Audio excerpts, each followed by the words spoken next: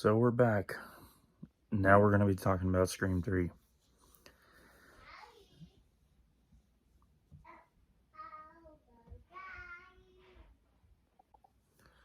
I will admit, this is one of those movies that I was just going to go in and just tear it apart. Then I realized it's been a while since I've seen it, and there's not much that I remember of it. But for the most part, I've always fucking hated this movie. So, to be fair, and to go into it with an open mind, I decided to rewatch the movie just for this review. And I must say, while it's still my least favorite, I can admit that I no longer hate it. I just don't like it. But, you know, this movie is easily the most divisive in the franchise. People either love it and people either hate it. And there's a very minimal amount of people that think it's just okay. Yeah. So Scream 3 was released in 2000, and it was intended to be the final film of a trilogy. Now, 11 years later, they decided that they don't want it to be a trilogy anymore, and then Scream 4 came out. But besides that happening in the future, Scream 3 was actually a pretty decent conclusion to this story. It's just the rest of the movie that leads up to it isn't that good. And I will say these are all my opinions. This rant is 100%, just my thoughts, and it's not definitive. Like, what I say isn't entirely correct. If you like it, you like it. But Scream 3 was toned down a lot in terms of the gore because, the Columbine shootings just happened. And I guess Dimension Films maybe opted for no blood at all in the movie, and then Wes Craven had to get involved. And even though it's definitely the weakest film in the franchise in terms of like gore. There's still some good kills in there. I would say, what's his name? Pretty much the dude who's playing Randy in Stab 3. He has a pretty good kill. He gets a rug swept out from under him, and he breaks his neck, and then Ghostface, puts the nail in the coffin and just throws him off the balcony. Which he lays there for a long-ass time. Sydney even comes to the house to start the final battle, and he's still there. But, yeah, I will say, when I was younger, this was the only copy of Scream that I didn't have. Like, I had 1 and 2 on DVD. But the closest that I've gotten to owning a copy of Scream 3 was actually, it might have been AMC Fear Fest or Fear Night. I don't know. But they were having a premiere of Scream 3 on that network. And we recorded it on VHS. So that was my only way of like watching Scream 3. And I will say, those commercials, because it was AMC, took fucking forever. Like, those weren't your standard like 3-4 minute commercials. Those commercials took at least fucking 10 minutes. So I was there at the VHS player holding like fast forward for so long. It was so annoying. But back then I loved it. But I was, I would have loved anything. I thought Halloween 2 Rob Zombie was good at one point. But yeah, growing up, watching it again, it became clear that this movie has a lot of fucking problems. And it kind of like drove me away from it and made me resent it quite a bit.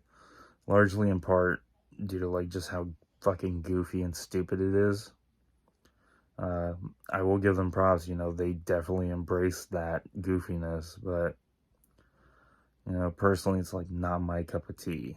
I like my Scream films with comedy, but also able to maintain all the scares and, like, suspense that usually comes with it. The closest scene that we get to this one is probably the chase in the set houses with Sydney and Ghostface.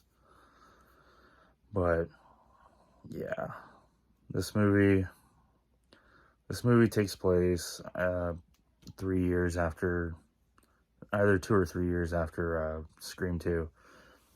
So Cotton finally gets his interview with Diane Sawyer, and he becomes a big deal. He gets his own talk show, 100% Cotton, and he's a self-absorbed douchebag.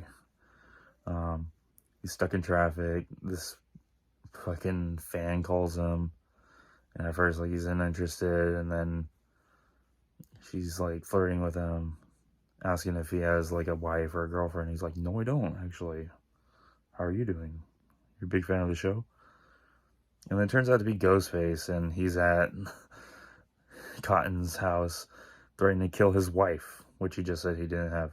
But this movie introduces like the dumbest fucking feature, I think, in the whole franchise. And it's one that I still like stand by. Like, I hate that this exists, and that's the voice changer. Because this little tiny fucking box, probably about like this big, can perfectly fucking mirror other people's voices in the film. And you're probably thinking, well, it's just a movie. It's just a movie. Get over it. But the thing with Scream is that it's usually drenched in like realism. You know, like, this is our world that the characters are living in. And, you know, it pretty much keeps it like as real as possible. And then they introduce this dumb shit. And the fact that he can like talk through it behind a door and you can't hear his voice at all. Like, you just hear Cotton's voice. Fuck out of here with that shit. Yeah, so Cotton fucking gets murked. His wife gets murked. Then you find Sydney, who's working as like a crisis counselor, and she's living in fear. You know, she lives in the middle of nowhere now, heavily guarded. A lot of locks on the door. And then you find Gail and Dewey, you know, in Hollywood. Gail's becoming more of a big deal, even though she has like these fucking awful bangs. Like, if you've seen this movie, then that's probably the one thing that you would complain about, is her hairstyle in this movie's fucking atrocious. Yeah, she moved to LA, and then she goes to, you know, talk about, she's holding these, like, how do you put that? What's that word? I'm stupid. But pretty much like these Q&As, like, she's talking to all these students, and she ends up on the Stab 3 set, and would you know, fucking Dewey's there, like, the evaluator. And you find out that they split up again in between Scream 2 and 3. So, yeah, you know, he's picking up with the fucking cast member who's playing Gail. Like, they're flirting together. So, you know, it's like, Dewey has his preferences. Yeah, and then shit starts to go haywire. You meet Roman, he's a director, and he makes sure to let you know that, like, fucking 50 times throughout the movie. And you meet all the other castmates playing the real-life Scream characters. None of them are really interesting, except for, I think her name's Jennifer, who's playing Gail. She's pretty funny. But they all get picked off one by one, and then it leads, the final fight leads to the producer of this movie. I don't really care to remember his name, but he's some old dude who's a fucking perv. All that's been leading up to this is, like, after every kill, they leave a photograph of Sydney's mom, Maureen Prescott, which is pretty much leading, like, clues to her fucking secret life. She was a former movie star actress. And then you start to, like, find out secrets that, you know, she fucking slept with the director at the time, who's now the producer, to get her opportunities, and then shit just hits the fan. But they're all clues, and they're trying to, like, put everything together. So they end up at this producer's house. Shit goes fucking haywire. All the fucking castmates die except for Dewey and Gail. And then Sydney arrives. You know, she's armed. Ghostface makes her fucking put a one of those metal scanners, and he finds her gun. She throws it in the pool. Then the final fight starts. They tie Gail and Dewey up, and this dude who Detective Mark Kincaid, been interviewing Sid, but also kind of coming off as a creep, because as you find out, he has like fucking newspaper clippings of her and shit. So he's kind of sus. Ghostface whoops his ass, which makes him not sus. But he does shoot Ghostface, and this is like the first time Ghostface actually wears like a bulletproof vest, so he's protected. And yeah, fucking, he reveals himself to be Roman, which in a scene before, fucking Roman fakes his own death and stops his pulse right as soon as Gail fucking puts her fingers on his pulse. Yeah, I don't know how I feel about it, but it does lead to, you know, like the backstory, the real backstory. So pretty much while she was horning it up in Hollywood, Maureen got pregnant. She was going under a secret name called Rena Reynolds. So yeah, she got knocked up, left that life, didn't want anything to do with Roman.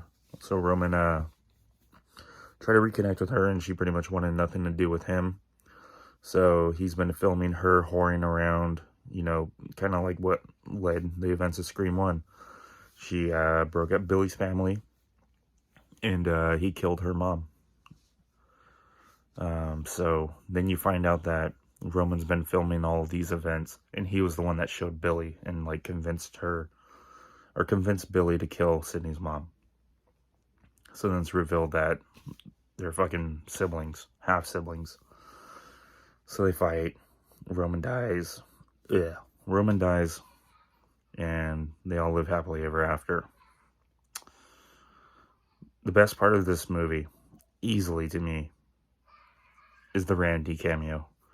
They managed to get Jamie Kennedy in here somehow via like pre-recorded VHS, pretty much giving off the rules of a trilogy, and pretty much saying like, if you're watching this, I more than likely didn't make it. And you know, that's the one thing about this movie, since like I rewatched it and went into it with like a fresher mind, trying not to hate it. Like, that scene actually kind of got me, because, you know, I watched all the Screams except for number 3 to death. And actually seeing, like, being able to, like, be older and understand his, like, send-off, like, kind of tugged at the heartstrings a little bit. But that was easily the best part, and I'm glad that he had, like, some involvement in Scream 3. If I had to rate this movie, I'd probably give it a 4 out of 10. Like, if I didn't rewatch it, it would probably be a 2, because I just don't really like this movie at all. Yeah, sorry. And it's probably going to piss you off, because I fucking love the shit out of Scream 4, and that's going to get a way higher fucking praising from me compared to this one. Especially since people warmed up to it now. So, I'm sorry. Just prepare for that. Yeah, thanks.